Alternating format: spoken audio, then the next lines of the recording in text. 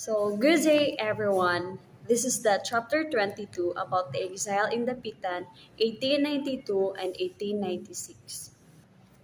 Exile lived in an exile far away in Dapitan. He practiced medicine to pursue scientific studies and continue his artistic and literary works. Widen his knowledge of language, established schools for boys, promoted community development projects for making bricks, and engaged in farming and commerce. So Rizal wants to practice medicine to pursue his scientific studies and continue his artistic and literary works. So the beginning of exile in the Pitan. The streamer Cebu which brought Rizal to the Pitan carried a letters from Father Pablo Pastels to Father Antonio Oba. So Father Superior Pastel informed Father Obak that Rizal could live at the parish convent the following condition. So these are the following conditions so that Rizal can live at the parish convent. Rizal publicly retracts his errors concerning religion and makes statements that were clearly pro-Spanish and against revolution. First, that Rizal is publicly retract his errors concerning religion and makes statements that were clearly pro-Spanish and against revolution. And the second is he performed the church rites and makes general confession of his past life. And the third is he conduct himself in an explanatory manner as a Spanish subject and a man of religion. See, Don Ricardo Carnicero, a poem wrote by Rizal on August 26, 1892, for the occasion of Captain's birthday. Wins in Manila Lottery. On September 21, 1892, the mail boat Botuan was approaching the town in Dapitan.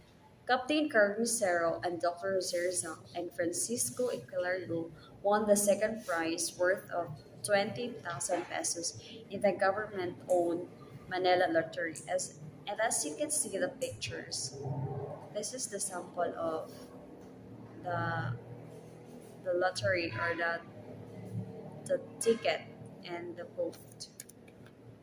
Results pastels debate on religion.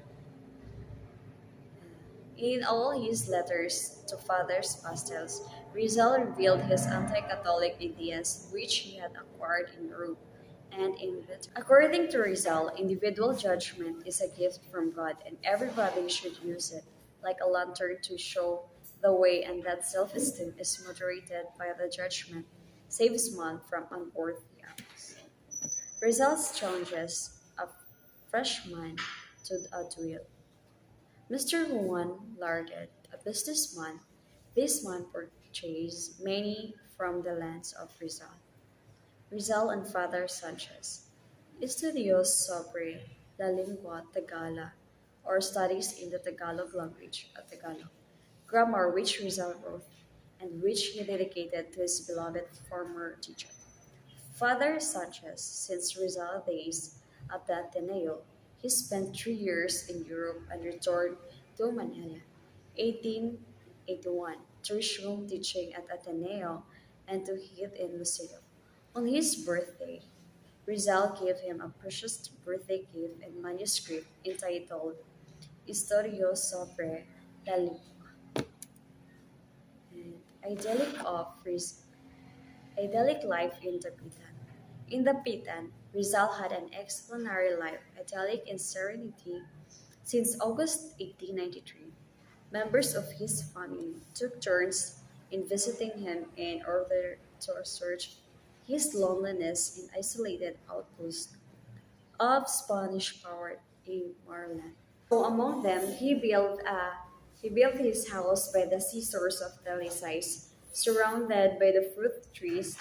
He had also another house of his schoolboys and a hospital of his patients. Rizal's encounter with the friar spy. During with the early days of November 1893, Rizal was living peacefully and happily at his house in Talisay, a kilometer away from Dapitan. His mother, sisters Narcisa and Trinidad, and some nephews were then leaving him. His blissful life was then suddenly interrupted by a strange incident involving a spy of the friars.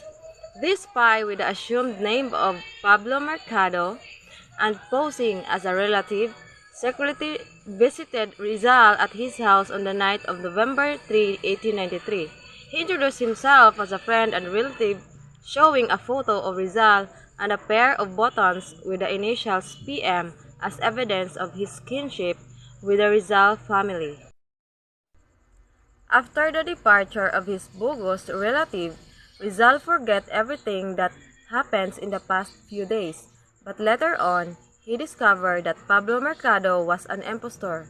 He went to the comandancia and revealed the impostor to Captain Juan Sitges on May 4, 1893 as a commandant of Dapitan. After that, Pablo Mercado was immediately under investigation. During the investigation, they found out that the culprit's real name was Namanan, a native of Cagayan de Misamis. The Recollect friars hired him for a secret mission in Dapitan. He was told to spy on Rizal's activities and movements, including his letters and writings that might incriminate him from revolutionary movement. After their thorough investigation and discovered everything, they just released the impostor. Rizal as a physician in Dapitan. He practiced medicine in Dapitan. He had many patients, but most of them are very poor that he only gave them free medicine. He also wrote to his friend in Hong Kong, Dr. Marquez, "Here are the people who are very poor that I have even give medicine." Rizal fame as a physician, particularly as an eye specialist. As a physician, he became interested in local medicine such as medicinal plants. He studied medicinal plants for his patients who can't afford to buy imported medicine. So, community project for Dapitan. When Rizal arrived in Dapitan, he decided to improve it to the best of his God-given talents and to awaken the civic consciousness of its people. He wrote to Father Pastels, "I want to do all that I can for this town." So kay kanang ganhan si Rizal nga i-improve ang Dapitan, so nagkuan siya og community project which is ang water system, then ang malaria is spread by the mosquito which thrive in swampy places. Kuan ni siya nang ihang gilimpyuhan ang katong mga murag mga daghan kay mga tubig-tubig iyang gikuha para dili na mudaghan ang cases sa malaria sa Dapitan. Then ang katong kaning kuan naman toy patients siya nga American patient, divide og 500 sa iha mo to yang gigamit para sa kuan lightning system sa ilahang lugar. So, pero kato nga this lighting system consisted of coconut oil lamps placed in the dark streets of Dapitan. Kung ano siya kanang lampara siguro ingana katong murag naay gas ba then maora ang gilabutang sa ug asa ang dark sa Dapitan dapit. Then ang ikatulo kay ang beautification sa Dapitan nga iyahang gisuwid sa rival, the best in Europe. Dayon ang last kay made a huge relief map of Mindanao. So guys, mao ni siya ang katong sa water system nga gigama ni kuan ni Rizal, then ay kuan din niya katong gilimpyuhan niya, then mao ni ang katong sa map sa Mindanao. Then so Rizal as a teacher. Since boyhood, Rizal knew the value of good education. During his travels abroad, he observed the educational system of modern nations. He himself planned to establish a modern college in Hong Kong for Filipino boys so that he could train them in a modern, hindi ko kapal magbasa, which were then unknown in the Philippines. So, naa siya ay students, una 16, then ay katong kuan, then nidaghan, hantod siya na 21 iyang students. Rizal taught his boys reading, writing, languages, Spanish and English, geography, history, mathematics, arithmetic, and geometry, industrial work, nature study, morals, and gymnastics. So, si Rizal guys, ihang gitudloan iyahang students, so tudloan niya og parehas atong teknik sa Hong Kong nga gidala niya diri sa Pilipinas para tudloan iyang Filipino boys, iyang mga estudyante. So si Rizal kay kuan siya kanang nagkandak siya og school sa ilalom sa Talisay. Dayon para naay makanta every time magklase sila kay nagama siya og kanang him him to Talisay mao na ihang gigama para naay makanta ang iyahang students every time na magklase sila. Mao ang iyang title nganong gigamaan niya og Talisay kaysa ilalom sila sa murag Talisay raga klase. Then and next guy, contribution to science. So he had built up a rich collection of conchology consisted of 346 shells of 203 species. So kani guys, kaning daghan kaayo kaning daghan kay murag eggs mo na siya ang species sa shells nga gi-build up ni Rizal. Dayon ang next kay nag-discover siya og rare nga specimen sa beetles, sa frog and sa flying dragons. Kabalo mo guys, flying dragons di ani niya. Sige na nato gakitaan ko ano di ani siya. Hambubukag, bayot, ang bubukag ra jud ani dai. Then ang gipangalan nila sa sa small beetles nga iyahang rare na specimen kay Apogania Rizali gipangalan sa iyaha gikaning gipadala ni niya sa gisend din niya sa museum sa Europe, especially to Dresden. Dili ako ito. Dresden Museum. So in payment for this valuable specimen, the European scientist sent him books and surgical instrument. So kani guys nang ang bayad ato kay kuan ra siya scientific book and surgical instrument, maura ang kanang bayad sa pagpadala niyang kanang murag cheap siya pero para kay Rizal kay dako na kayo syempre. Surgical instrument nga magamit niya sa iyang panambal diri sa Pilipinas.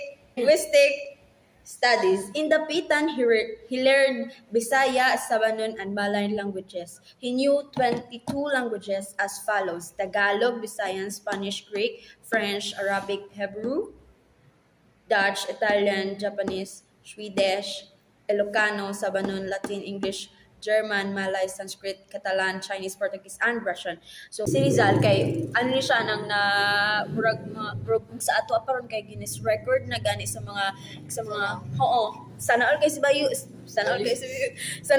si Rizal dai kay as in bright kay siya daghan na kay siyang nabalan like imagine 22 languages ang iyahang nabalan. Dayon pero ihan ning gina-update pag-ayo si Blumetrit nga daghan na daw kay siyang na balan, daghan na kuno kay siyang nabalan sa nga languages pa. Then mura gito usa si Rizal na count si Rizal as katong pinaka daghan na balan na languages. Dayon artistic works in Dapitan. So mao ni siya ang the three rare species, mao ni ang katong ingon ako ganina katong Draco Rizali Apogania dayon katong frog, beetles og dragon. Mao ni ang the three rare species nga iyahang na discover dayon kanipod Fisher's cat and Dapitan dayon the mother's revenge. Kabalo mo guys kaning the mother's revenge kay kuan man ni kanang naay usa sa iyahang naay di ba sa murag sa lake raman to sila gakuan sa ilalom sa Talisay raman to sila gaklase din di ba naman toy kuan sa akong gipakitaan ay murag suba then dito naay usa ka students nga ay dili usa ka students basta usa sa iyang mga students nga kanang ni gani kanang murag nilabag sa iyang ingon ba nga dili nang ingon magud siya nga dili pwede makamurag palaot or dili pwede magbangka-bangka ba basta wala sa iyang permission. So kato nilabag sila sa rule ni Rizal. Then maoto nya gidala sa nikuyog sa sa ilaha ang iro ni Rizal nga gikan sa iyang mama maotong gikaon sa crocodile. Then mao ni kaning sa babaw kuman ni siya mama ni siya sa iro sa nga gikaon sa crocodile. So, di ba? Palangga kita sa mga mamaday. Then, usapod ni kaning verse of Father Gerico, the girl, Dapitan, Josephine Bracken, which is his wife, then verse of Saint Paul. Kaning sa the Dapitan girl, kay gikuan man po niya siya kay Josephine Bracken. Dayon, next kay Rizal as farmers. He bought 16 hectares of land in Talisay. Later, he acquires more lands until his total holdings reach 70 hectares, containing 6,000 hemp plants, 1,000 coconut trees, and numerous fruit trees, sugarcane, corn, coffee, and cacao. Bayut, dato kay si Rizal day, kay isa sa kaana, gagunit siya og kanang 70 hectares niya more ni ang kuan dato ikay si Rizal day. He encouraged Dapitan farmers to adopt the modern agricultural method. He imported agricultural machinery from the United States. Dayon ni ana siya mo to gi-encourage niya ang mga farmers sa Dapitan nga kanang kani kuana ninyo kani iswida ninyo para daghan dali or kanang mapapaspas ang pag-produce og mga kanang mga products dayon na siya nga katong sa Talisay di ba dako naman kayo ang ihang kuan na siya nga katong sa Talisay na siya nga we will establish a new Kalamba na siya ang i-establish daw kuno niya ang Talisay as a new Kalamba. Then, Rizal as businessman. Kaning picture guys, mo ni siya si Ramon Carrion, a Dapitan merchant. Mo ni siya ang partner ni Rizal sa pagkuan nila sa ihang business. Cooperative Association of Dapitan Farmers to improve the farm products, obtain better outlets for them, collects fund for their purchases, and help the producers and worker by establishing a store within they can buy firm commodities at moderate prices. So kani guys kay ni kuan ani kanang mao ni 'di ba ang si Ramon mo ni siya ang partner ni kuan ni Rizal din dito naggitabangan sila para makakuan sila makagama sila og kanang store para dito na sila mokuha og kanang mga abono or unsa pa ilahang ibutang para sa ilahang mga tanom na makapalit sila nga moderate prices. Dayon. Lastly, sa akong topic kay Rizal's inventive ability. During his exile in Dapitan, he invented a machine for making bricks. Dayon, nag-ano po siya, pero may naa siya'y na usapa nga na-invent, which is ang cigarette lighter mo ni siya ang sulpakan which is kaning salpukan iyang gi-invent dayon iyang regalo kay Blumetrit kay Mark but kuan gay smoker dagay kay ni si Blumetrit mo nang iyang giregaluhan og kuan giregaluhan niya og cigarette lighter dayon ang salpukan this unique cigarette lighter was made of wood its mechanism said by Rizal. Then napa usa katong machine nga iyang ginahi ng machine nga ginagamit paghimo og bricks para mapadali ang kanang kuan. Syempre sa una biya kay murag dili karon hollow blocks na to ginagamit sa una murag gagamit pa sila og bricks so para mapadali mo nang hingimo siya og machine para making bricks. Ang paspas de ay ang paggama kay kanang they can produce 6,000 bricks every day. O, di ba? Syempre, unsa man na nimo paghimo kuno be og manu-manu kuno na nimo so kailangan ginaog machine mo nang gigama ni Rizal. So, in February 1895, Doña Teodora was fully healed and her eyesight was fully restored. Then, during his stay in Dapitan, naka-witness siya kung unsa ka busy si Rizal. So, she requested him to write a poem. So, because mama man niya, so yagi sulatan poem as a response to the request of Doña Teodora. Then, gititulan niya nga Mi Ritero or My Retreat. This poem is about sa iyang sudden life as an exile in Dapitan. Then, ang kuan nga poem niya kay it is acclaimed by literary critics as one of the best ever penned by Rizal. Then this poem was sent to his mother on October 22, 1895. Then Rizal and Josephine Bracken. So, biga ni Rizal. So, te, te. So, mga na to, di ba? Si Rizal kay kuan man to siya nang murag lonely kayo siya kay gimingaw siya sa iyang mga parents, sa iyang mga friends, close friends. Dayon, katupag yung namatay si Leonor Rivera. So, ano siya, kapanginhalan siya sang may makomfort sa iya, ha? Then, God's right timing, charot. Dayon, sa iya nga kuan, sa iya nga clinic, di ba? May clinic man to siya para sa mga mata. May nakita siya nga usa ka babayi. Kabalo na takinsa, which is si Josephine Bracken. Si Josephine Bracken is an Irish girl of sweet 18. Wala, 18 pa siya.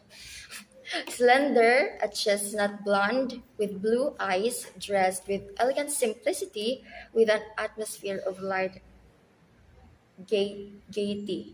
Giver. Basta, man na siya. So, si Josephine Bracken, dili na siya Pinoy, of course. Kinsa man kuno Pinoy nga may blue eyes. Si Josephine Bracken, kay isa na siya ka-Irish. Irish by nationality. Dayon, napanganak siya sa Hong Kong on October 3, 1876. Yang parents, Irish parents, both Irish parents is si James Bracken, a corporal in British garrison, and si Elizabeth Jane McBride, which is yang mama kay napatay during pagpanganak. But she was adopted by Mr. George Taufer and later become blind. So, kani si Mr. George Taufer kay mao ni siyang gikuyugan pakadto sa clinic ni Rizal, which is maong hinungdan niya nang nakita sila ni Rizal. Kay ngano man ko nung sa Hong Kong wala nagpatambal si Mr. Taufer nga naman dito.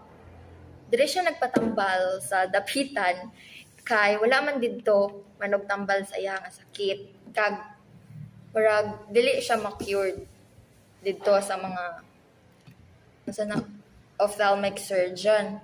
Yun, naman diri si Rizal, which is the famous ophthalmic surgeon. So, ilagi pangita si Rizal. So, halin dito sa ilaha sa Hong Kong, nagkato sila sa Manila. Dayon, nagkato sila sa Dapitan, gikuyugan sila ni Manuela or Lac. Si Manuela or Lac ang nagkuyug sa ilaha. Then, pag-abot nila dito sa kay Rizal, they presented a card of introduction by Julio Llorente, which is ang friend ni Rizal og ang schoolmate. Kabantay mo nang, di ba, kanang sa sentro. Sa ginaano nila? Sa nang murag card nga ginahatag. Abe, magpa-doctor or magpa-sentro dako, may ginahatag man na sila. Referral, murag inana. Mo nang murag card na gihatag ni Julio. Next. After that, kay kapatambal naman si Mr. Taffer kay Rizal. Siyempre, kapuyog-kuyog si Josephine.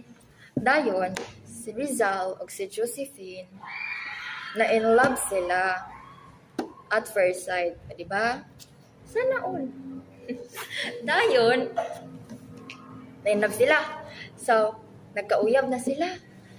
Dayon, in 1 month or a month lang nila nga flanging, romantic dira, nagdesisyon sila nga mo pakasal.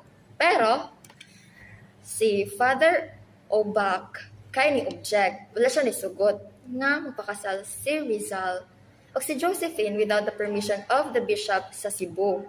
Kaya sino ko na masugot nga murag 1 month pa lang nga uyaban na yung pakasal na, di ba? Next.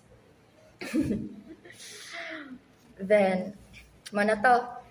So, nabala ni Mr.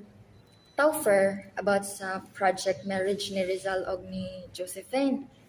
So, Mr. Taufer flared up violence rage, unable to endure the thought of losing Josephine. So nahadlok siya nga mawala si Josephine. Kay, of course, kung mapakasal na si Josephine, mahawa na gina siya kay muadto ka Rizal. Then, he commit suicide. O, di ba? Bongga. Mo suicide ani siya by cutting his throat. Pero, na-prevent ni Rizal. Kaya, grab ang wrist ni Mr. Topher to prevent nga cut siya sa iya nga tutulan. Then, after that, si Josephine and si Mr. Topher, nagkadto sila sa Manila by the available steamer. Then, nipuli si Mr. Topher alone sa Hong Kong, uncured. So, wala gid siya na, wala siya na ayo gid. Nagpuli na lang siya sa Hong Kong nga wala nag-ayo. Og si Josephine, nagpabilin sa Manila, kuyog ang pamilya ni Rizal. Sad. Luya. Then, since si Father Ubak o ang mga pare kay wala man isunod nang wala sila ni sugot nga mopakasal si Josephine ug si Rizal. So, nagdesisyon sila duwati. They planned their marriage nga without or before the eye of God. Nagpakasal-kasal na sila ilaha para makasal ang Jude. O diba? Sana all. Then, dayon, since gikasal na si Josephine ug si Rizal, they live as a man and a wife. So, manag-asawa na sila. So, si Rizal na he was no longer lonely and Dapitan have become a heaven of bliss for him. So, dili na siya lonely. Kaya ano man siya mo comfort din. Ano man siya, Josephine. Dayon, kana sa mga letters ni Rizal na ginasend niya sa iyang pamilya, na dito nakabutang nga kung unsa siya kalipay nga na si Josephine, din, gina-praise niya permi si Josephine. Ito ka balo ba? Sige, siya itong gwapa kaya yung asawa, di ba? Next. Then, there is one time nga nag-wrote si Rizal og poem, which is entitled Josephine, Josephine. Porte ka in love sa lolo. Next. Mana to. Then, in the early part of 1896, lipay kayo si Rizal. Kaya nga no? Because Josephine was expecting a baby. O magkabata na sila ti. Diba? Medyo nakis na. Pero kanin si Rizal kay ambot lang, nag-play siya sang prank kay Josephine to frighten her. Then, nakibot na kayo sa Josephine, yung nahadlok, din nahulugan. Diba? Sala ni Rizal. Patay la junakis. Then, she gave birth. Ay, wala din nahulugan. Nanganak jud. Nanganak siya og ahat. Nga, nabuhi lang only for 3 hours. Diba, luya? Then, the baby boy was named Francisco in honor of Don Francisco, the father of Rizal. Then, gilubong pud sa Dapitan. Next, kumana si Josephine of si Rizal. Next is Rizal and the Katipunan. The secret revolutionary society called Katipunan which is founded by Andres Bonifacio, or also known as the Great Plebeian, on July 7, 1892, was gaining more and more adherents. So, man to, di ba, nahulog tong napatay mata ni Rizal. So, lonely kay si Rizal, gasakit siya maayo. And during that time, ang revolutionary society po, which is the Katipunan, kay murag ni gain sila og daghan nga kakampi or daghan nga mo enter sa ilaha. Dayon, in Bitukang Manok, which is the little river, and the secret meeting place ng Katipunan near the town of Pasig, On May 2, 1896, Dr. Pio Valenzuela was named emissary to Dapitan in order to inform Rizal about the plan of Katipunan to launch a revolution for freedom's sake. So, nagkita ang Katipunan dito sa may Bituka Manok, which is ilang secret place or ilang tagoanan, hiding place ba. Dayon, si Dr. Pio Valenzuela, mo na siya narag naatasan nga iyang mission is to inform Rizal about sa ila plan nga mo launch og revolution for the freedom's sake. Sa mao na nasugod si Andres Bonifacio iya mga kuan nga KKK. Then, after that, on July 15, Dr. Valenzuela left Manila on board to steamer Venus to camouflage his mission. So, naglakaw siya sa Manila. He brought Raimundo Mata, which is bulag siya, and one guide. Isa ka guide, ostensibly going to Dapitan to solicit Rizal expert medicine advice. So, diba, dilito sila dapat magpasakop nga kato sila kay Rizal para ipabalot ang ilang ilang ng plan ng Bulancog Revolution. So, nidala siya og bulag na man, which is si Raimundo Mata, og usa ka guide para as if mapabulong kay Rizal, kay di ba naa si Rizal clinic para sa mata. Then, he arrived to Dapitan in the evening of June 1896 rather. After that, nakita sila ni Rizal, so nag-heart-to-heart talk na sila after sang supper. Manila supper ba? Kaon. Di ba? Evening dinner or inakanarn. So, nag-istoryahan na sila ba sa plan. Sa plan o sa necessity sa support ni Rizal. So, importante kayo nga mo support si Rizal. Pero si Rizal ni object sa plano ni Bonifacio.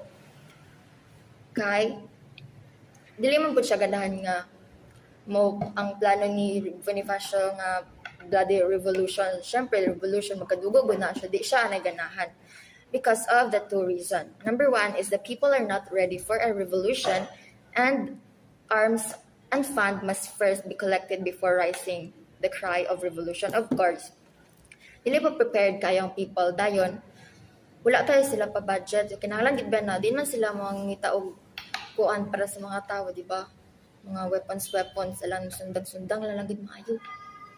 So, kinahanglan morning two reasons. Then, he also disapproved the other plan of Katipunan to rescue him because he had given word of honor to the Spanish authority and did not want to break it.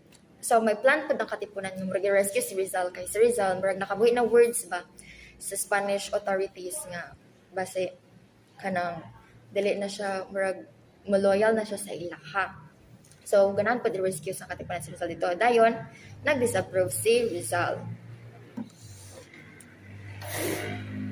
Next is volunteer as military doctor in Cuba.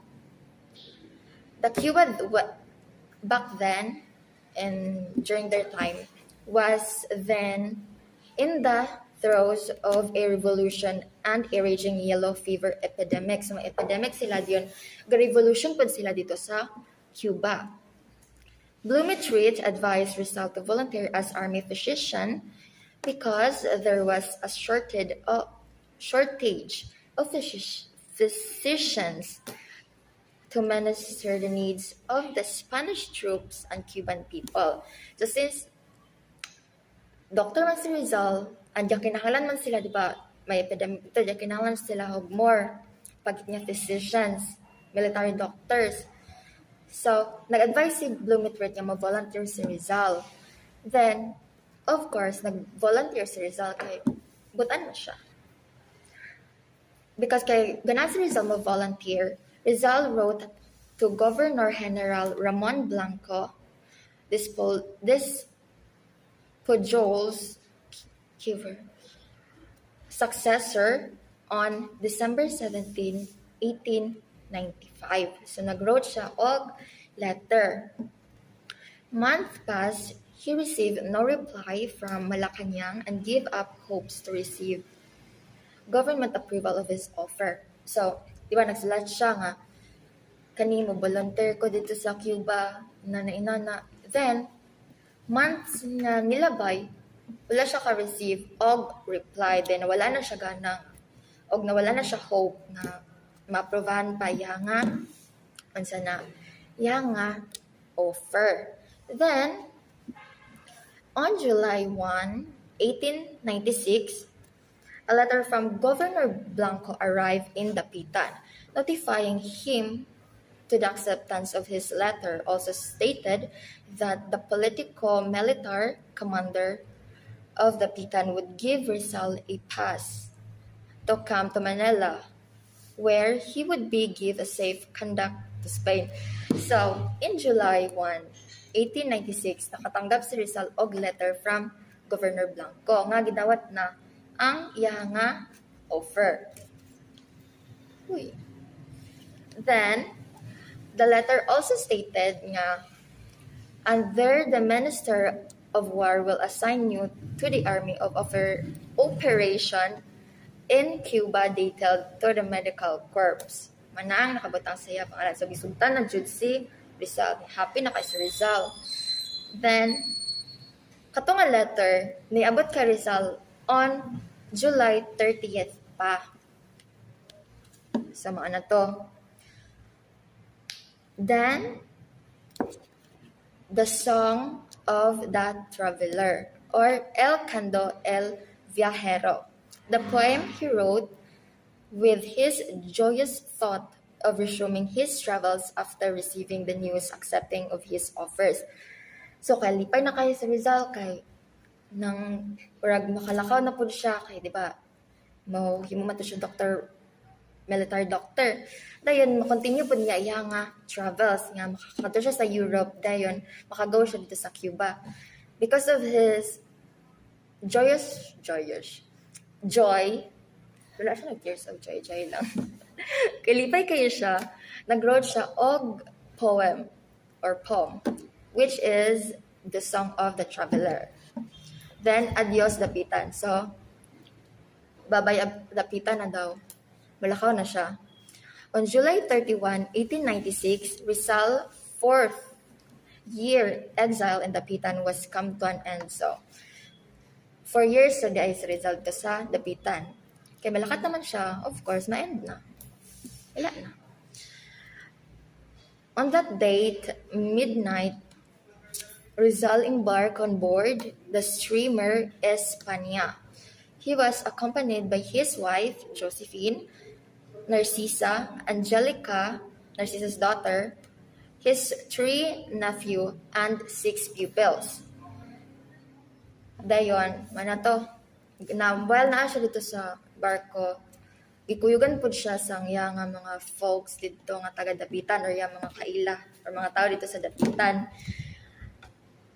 Gasubo kay malakat na si Rizal. Of course, katupong ihang mga pupils gasakit pud kay malakat na ilang nga teacher kay si Rizal. Then a dolorous funeral march of Chopin ba ni Kiver? Chopin. The dolorous funeral march of Chopin. The music played by the town band as farewell to Rizal. So, kaning dolorous funeral march of Chopin, maoning music nga gi-played sa town band sa Dapitan as farewell music to Rizal. So, subok kaayo. Wala siya may na despedida march si Rizal. Dayon, di ba, nagpa-music na to sila. Rizal gazed and salute to its kind and hospitable folks with crying heart filled with tears and nostalgic memories. So, di ba, of course, subo po kayo to sa Rizal nga mulakaw kay nang friend na biyato niya din, daghan na po biya siya na-create memories sa to sa Dapitan o sa people sa Dapitan. Then, ibalik na siya kay dili na niya makita ang mga tao nga kuyog sa iya ha dito sa Dapitan. Tinilakaw na ang Espanya. So, going back, nagbalik na siya cabin. Then, nagsulat siya sa iya diary nga, I have been in that district 4 years, 13 days, and few hours. Sana all kwenta. So, mao na to. Nagbabay na si Rizal sa Dapitan. And that is the end of our report, the chapter 22.